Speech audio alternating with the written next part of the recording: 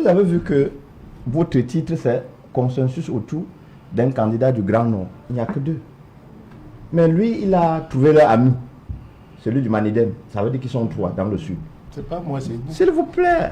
Quelle est la difficulté, docteur? Je crois que c'est vous qui avez étudié. Jean-Marie n'a pas été faiseur du roi. C'est vous qui avez étudié. C'est vous qui avez étudié beaucoup. C'est pourquoi vous êtes docteur. Écoutez aussi. Alors, tout à l'heure, pour adouber le restant de l'opposition, il a choisi les 3 affidés et il a forcé un 4e qui est à Keremouna. Vous voyez qu'il a abandonné 4 autres partis politiques. J'ai dit les autres. Vous ne m'avez pas suivi. J'ai dit les autres. Vous ne les avez pas tous cités. J'ai pas laissé. J'ai dit qu'il n'y a que 3 contre les autres et nous ouvrons le la père Fauchier.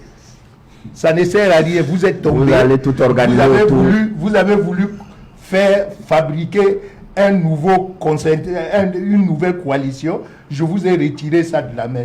Que les 8 autres viennent. Voilà. Okay. Ces gens-là, je continue. Oui. J'étais disant que lui-même, il nous a fait son classement en citant les 3 affidés de son parti et il a forcé un 4e nom à Keremouna. Il a forcé un 4e nom à Keremouna. Il a oublié, parce que ça n'existe pas dans leur cheval de bataille, et il a bien dit qu'il est le représentant du secrétaire général du comité central ici. Ça veut dire qu'il connaît la shortlist de ce qu'ils ont déjà dessiné chez eux. Vous savez, le RDP, c'est une technique de fierté. Ce que les gens appellent au quartier l'arrogance communicationnelle. Une fierté dans les expressions que moi j'aime me taire pour les écouter. Parce qu'ils vous disent exactement ce qu'ils vont faire. Donc, je supplie ou bien je prie, en dehors des 4 qu'il a cités, moi j'exclus à Keremouna. J'exclus à Keremouna pour mes raisons personnelles. Vous devez savoir que le peuple vous regarde pour sauver le Cameroun. Le peuple vous regarde pour sauver le Cameroun. Le deuil du Manidem, le deuil du MRC. Chacun a déjà enlevé son noir. Et je crois que le professeur Maurice Kamto lui-même, il a dit que le combat continue. J'ai lu encore ces dernières sorties pour dire que la machine est encore en marche. Il faut que cette machine-là, elle écrase les dernières velléités, ce que lui il appelle les dernières bastilles à prendre, que cette machine ne se grippe pas, que cette machine ne dorme pas. Parce que si elle dort, ce serait comme si nous avons passé 7 ans à travailler pour dormir le jour de l'examen. Non. Dormons après d'avoir composé. Dormons après avoir composé. Que ceux qui sont du Manidem, mettez la dernière main à la pâte. Nous avons déjà, il y a un proverbe petit qui m'intéresse beaucoup. Il dit que quand on a coupé la tête de la vipère, le reste c'est la corde. Ceux qui faisaient le poids lourd du RDPC, vous avez vu, le Manidem MRC a fédéré le nord-ouest, le sud-ouest, le littoral et une partie du centre. Ils ont réussi à le faire. Nous avons tranché la tête de la vipère RDPC qui était dans le Grand Nord. Nous avons tranché la vipère du RDPC qui était dans le Grand Nord. On a tranché sa tête. Elle était composée de 2 branches, Bello Bouba Maïgari et Issa Chiroma. Le reste là, c'est la corde. Ça se bat n'importe comment, ça n'a pas d'issue. Il faut seulement fédérer les énergies là. Et puis la corde là, chacun va mettre ça au feu. Soit on braise, soit on transforme en cendre. Okay. C'est ce qu'il faut faire. Voilà, Edmond Kouyaté, parmi ces 2 noms qui émergent, on ne sent pas véritablement du côté de l'UNDP, le ministre d'État Bello Bouba est un peu, on va dire, en dehors des concertations qui sont passées à son domicile. Il s'est rendu chez le ministre Issa Chiroma. On ne sent pas véritablement beaucoup le ministre d'État Bello. Non, chacun est resté dans son élément naturel. Ouais. Monsieur Chiroma, il a toujours été un harangueur de foule. Et c'est un baroudeur, ça il ne faut jamais l'oublier. C'est un homme de combat politique. Et monsieur Bello, il est comme ça, il est resté dans sa nature. C'est un monsieur qui est très sphinx, c'est un monsieur qui est très... oui, il sait construire des stratégies de manière souterraine pour réussir. Et c'est surtout un opportuniste. Il sait saisir les opportunités. Vous vous souvenez, il saisit justement l'opportunité, c'était en 92, ouais. oui, Pour prendre la tête de l'UNDP. Pour prendre la tête de l'UNDP. Et il saisit l'opportunité juste après du boycott du SDF pour avoir, n'est-ce pas, pour être la première figure politique de l'opposition au sein de l'Assemblée avec, je crois, 68 députés. 68 députés. Oui, c'est pas un monsieur que vous allez voir. Ne l'attendez pas sur le terrain des grandes foules, ne l'attendez pas dans les grandes déclarations non plus. Ne l'attendez pas dans les gros discours. Il parle peu, il parle très peu. Et donc, chacun restait dans son élément. Et M. Tiroma, bon, il faut aussi savoir que si on va sur d'autres critères, M. Tiroma a beaucoup plus d'énergie encore quand même que lui. C'est-à-dire que, je crois, M. Bello a peut-être 82 ans. Il faut aussi savoir que le poids de l'âge, vous faisiez bon de souligner qu'il est quand même été le tout premier ministre. Donc, il a servi le président Aïdjo pendant longtemps également. Il a servi le régime Biya jusqu'aujourd'hui. Tiroma Bakari, on l'a vu. On ne cessera jamais de le dire. On a vu des images le week-end dernier à Garoua. Pour vous, ça traduit quoi? Un véritable engouement populaire ou bien juste une démonstration circonstancielle en rapport avec la campagne qui sera lancée en fin du mois de septembre? Vous savez, l'élection présidentielle est une opération de séduction. Oui. Une opération de séduction. Si d'un côté, on utilise le bâton, de l'autre côté, on peut utiliser la carotte. Oui. Et lorsque le ministre Tiroma, qui il y a quelque temps était encore du côté du pouvoir, a décidé de rentrer dans l'opposition, ce qu'il a reçu en face n'était pas de nature à lui donner l'impression qu'il était la bienvenue. Et lorsque, de manière globale ou générale, il y a une sorte d'exacerbation. Le peuple a soif, le peuple a faim du changement. Le peuple n'a pas besoin de savoir qui est en réalité en face. Quel est son statut actuel ou passé. Ça veut dire quoi? Il y a un évêque. Vous êtes adepte de l'évêque de Yagua? Il y a un évêque qui a dit, justement, vous avez embrayé. Il y a un évêque qui a dit un jour lors de son discours que même le diable, on prend d'abord. Et quand il a tenu ce discours, certains n'ont pas compris la profondeur de sa pensée. On a assimilé ça à un leader. Parce qu'on s'est dit, si on neutralise ce leader, on bat en brèche les propos de l'évêque de Yagua. C'était une erreur. Parce qu'aujourd'hui, si le leader du Manilem, puisqu'il s'agit de lui, a été écarté dans les conditions que nous connaissons, on n'a pas écarté son électorat. Il reste donc, pour l'élection présidentielle qui arrive en octobre, un acteur majeur de ce processus. Il est même celui vers qui certains opposants devront, par humilité, aller pour pouvoir prendre en compte son électorat, qui n'est pas négligeable. Parce qu'il faut se dire un certain nombre de vérités. Le ministre Tiroma, je vous rappelle que quand le ministre Tiroma est encore ministre, celui qui s'occupait de la mobilisation dans son parti, c'était l'honorable Salmana. Regardez la vitesse avec laquelle l'honorable Salmana est parti de l'amour que la base avait pour lui, pour ce qu'on a vécu dans une vidéo qui est devenue virale. Un rejet carrément. Un rejet terrible. Parce que ce n'est pas, le peuple ne veut pas savoir celui qui est en face. Ce n'est pas les individus. Les individus n'intéressent pas le peuple. Le peuple dit on veut le changement. Alors quand on veut le changement, il y a 11 acteurs qui sont en face du candidat du RDPC. Et parmi ces 11 acteurs, il y a un certain nombre d'acteurs qui sont en pole position. Il faut le reconnaître. Je l'ai dit mardi dernier. Il y a l'expérience qu'ils ont dans les arcanes du pouvoir. Le ministre d'État Bello a été premier ministre au Cameroun. Premier ministre du le président. tout premier ministre du président Biya. Il est le seul ministre d'État qui n'est pas militant du RDPC. Il est allié et il est ministre d'État. Et on sait que pour être ministre d'État dans le gouvernement du président de la République, Paul Biya, il faut être dans les secrets.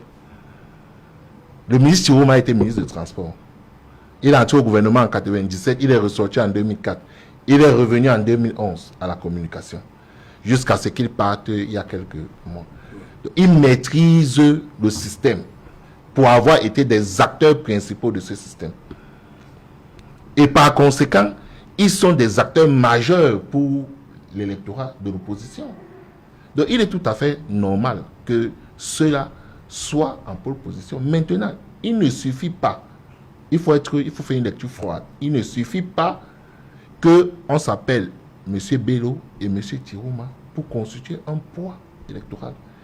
Il faut donner donc satisfaction à ce peuple du changement-là, qui aspire au changement. Et ce que le peuple attend. Et qu'est-ce que le ministre Chirouma, justement, donne en plus pour qu'il y ait... On va rester sur le mot, hein. C'est un fait. C'est un fait. Cette popularité qui va grandissante. Qu'est-ce que le ministre Chirouma a proposé pour qu'il y ait ce revirement-là, cette côte d'amour auprès de la population qui soit en train de monter? Qu'est-ce qu'il a proposé? Le ministre Chirouma n'a même pas eu besoin de proposer. Le ministre Chirouma est, comment je vais appeler ça? Il est le bénéficiaire de bonne foi de cette exacerbation. Le peuple avait un certain nombre d'acteurs dans son viseur. Et il s'est dit, si on élimine un des acteurs, il faut qu'on trouve un acteur. Il faut qu'on trouve un acteur, quel que soit le procédé. Pourvu qu'on trouve quelqu'un de poids en face du président de la République. Au Sénégal, Wade a été ministre de Abdou Diouf. Macky Sall a été ministre de Wade. Guillaume Soro a été ministre et président de l'Assemblée sous Ouattara. Donc, il n'est pas inscrit quelque part que si on a travaillé avec quelqu'un, on ne peut pas être... Sonko a été maire sous Macky Sall. Sous Macky Sall. Donc, maire de Ziguinchor. Ce que le ministre Chirouma représente aujourd'hui pour la frange de l'opposition est important. Et la foule qui va vers le ministre Chirouma est dans la même logique du changement. Ça veut dire que ce n'est pas forcément l'individu Chirouma qui intéresse. C'est que le peuple qui veut le changement dit, ok, si on a éliminé tel, nous avons deux acteurs majeurs. Et il ne faut pas oublier, le président Biya a eu 2 500 000 voix à l'élection de 2018. Plus d'1 million de ces voix venaient du Grand Nord. Donc, mathématiquement, c'est un gros vivier électoral qui est en train d'être récupéré, si on peut le dire ainsi, par deux leaders de cette zone. Et que si, aujourd'hui, ils arrivent à se mettre ensemble, in fine, avec ce que le candidat de recalé du Manidem apporte comme poids électoral, ça va faire mal au camp d'en face. Ça, c'est de manière naturelle. Ça va faire mal. Sauf que il faut être extrêmement prudent. Le candidat recalé du Manidem a appris de ses erreurs. Les leaders qui se concèdent en offre savent qu'en face, on ne leur présente pas la carotte. Donc, ils ont intérêt à mûrir ou à rester dans le secret pendant un long moment avant de se dévoiler. Parce que si demain, au sortir de cette émission, le candidat recalé du Manidem annonce son soutien au ministre Chirouma, mais ce ne sera pas ce qu'on est en train de se dire ici. Vous voyez très bien que le problème du tribalisme est pratiquement fini au Cameroun. Le ministre Chirouma a drainé les foules, mais je n'ai lu nulle part où on a dit que les nordistes, passez-moi l'expression, sont en train de suivre leurs frères. Voilà. Ah bon? On n'a pas dit ça. Je n'ai lu ça nulle part, du moins pour le moment. On n'a pas parlé de village. On n'a pas parlé. C'est fini le tribalisme. Vous Vous dites que c'est terminé. le tribalisme est fini. C'est terminé. Ah, c'est fini. Oui. Vous savez, la particularité avec les révolutions, c'est que les révolutionnaires ne profitent pas de la révolution. Justement. Vous faites... On dit souvent la révolution avale ses enfants. Avale ses enfants. Vous faites la révolution, mais c'est d'autres qui en bénéficient. Qui en bénéficient après. le ministre, le professeur Kamto a dit qu'il n'était pas écrit sur son front président de la République. Ça veut dire que, à défaut d'être le roi, on peut en être le faiseur de roi. Donc, tu mènes un combat, on utilise tous les stratagèmes pour te mettre en difficulté. On te met en difficulté véritablement. Mais ce combat profite à d'autres personnes. Parce que moi, je me serais attendu que, comme disent aussi des ministres Bello et Tiroma, qu'ils ont un électorat villageois. Non, non, vous avez dit c'est fini. Le Mais tribalisme, je vous dis c'est fini parce qu'on a fini, on a tourné la page du on a tourné, donc je ne me répète pas, je sais On a tourné la page du tribalisme. on a fini avec ça. Oui, Ça s'est résolu tout seul. tout seul, naturellement. Naturellement, il a fallu qu'on élimine un candidat pour que ça se résolve. C'est bien pour le Cameroun, c'est bien pour l'avancement de la démocratie. Si on peut ne plus revenir là-dessus, c'est une bonne chose. Ok. Mais j'ai dit, aujourd'hui, on est à un tournant décisif. Et depuis le début, depuis le jour de la convocation du corps électoral, on s'est dit que l'élection d'octobre 2025 sera une élection inédite au Cameroun. On est en train d'avancer petitement. On a commencé déjà avec le nombre de dossiers de candidature. Oui. 83. C'était déjà, on n'a jamais vu ça. c'était déjà un record. On est en train d'avancer petitement. Et au fur et à mesure qu'on avance, il y a des choses qui se passent. Ok. Et ces choses-là se font de manière naturelle. Pourvu qu'au soir du 12 octobre, qu'il y ait véritablement un match Ok. d'un côté comme de l'autre. Voilà, on dit, vous parlez des élus qui font le poids, mais quand même vous avez dit que dans les 71%, je crois, vous avez dit 35, venez du Nord. Oui, mais vous ne pouvez pas balayer comme ça le poids de ces deux ex-alliés qui ont participé, pesé pour qu'il y ait ces 35%. Est-ce que vous n'avez pas peur aujourd'hui qu'ils ont décidé de se mettre un peu de côté, qu'il y ait cet effritement de votre électorat dans le Grand Nord? Non, je vais commencer d'abord par faire une remarque. Oui. Je me rends compte que effectivement sur ce tableau, sur ce plateau, je suis le seul politique. Les autres font des analyses en termes de conditions, si, etc. Et je me rends compte qu'ils n'ont jamais participé à une élection. Je voudrais rassurer les téléspectateurs sur le fait qu'ils n'ont jamais eu la chance de participer à une élection parce que tout ce qu'ils disent, ils se contredisent au même moment. Pour dire quoi? Pour dire que si ce que mon ami Kouyaté a dit était vrai et repris par Jean-Marie, le RDPC ne serait pas vainqueur au niveau des élections de proximité au Nord. Puisque les Bello ont fait les élections contre le RDPC aux législatives, aux municipales, aux régionales. Je voudrais vous rappeler quelque chose si vous ne savez pas. La région de l'Adamawa est contrôlée par l'UNDP à cause du RDPC. Peut-être vous ne le savez pas, je vous le dis donc, puisqu'ils me suivent. Donc, pour dire donc quoi? Que s'ils savaient parfaitement ce que, comme vous venez de le dire, ce qui faisait la force du RDPC, ils auraient gagné les législatives. Vous n'allez pas dire que lors des élections législatives municipales, l'UNDP et le FCCN refusent d'avoir des élus parce qu'il faut donner un RDPC. Vous avez compris que vous avez tout faux. Je peux vous répondre? Non, vous n'avez pas besoin de me répondre. Non, vous n'avez pas besoin de me répondre parce que ce que je dis est clair. C'est-à-dire que les législatives et les municipales, dans le Grand Nord, le RDPC porte le flambeau du plus grand parti. Lorsque j'ai dit ça, je passe. Pour vous dire donc, la peur, non. D'entame, j'ai dit qu'il faut tenir compte du fait qu'ils sont partis. Et on n'a pas besoin. Si on mettait une équation mathématique, automatiquement, le RDPC perd, n'est-ce pas, perd une partie de l'électorat dans le Grand Nord. On n'a même pas besoin. On n'a pas besoin. Mais ce qui me réconforte après ce premier tour de table, c'est que il s'agit du RDPC contre Chiroma, Bello Bouba et en arrière-plan le candidat du Manidem. Je voudrais donc que les autres partis comprennent que ils ont intérêt donc, Le groupe de Fumban, qu'ils ont intérêt à s'allier au RDPC.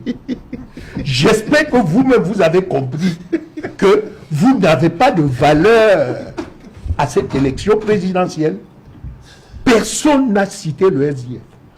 Personne, on a cité le RDPC, Chiroma, l'UNDP, et quelqu'un qui n'existe pas dans l'échiquier de 12, il est devenu le faiseur du roi. J'espère que Joshua aussi, Madame Tomano, Ouga, les autres, Cabral, vous avez compris à Keremouna que vous n'avez pas de valeur. Venez donc là où vous pouvez avoir la main tendue. Le RDPC est un parti de rassemblement. Et je crois que c'est ce que je retiens de force ce soir.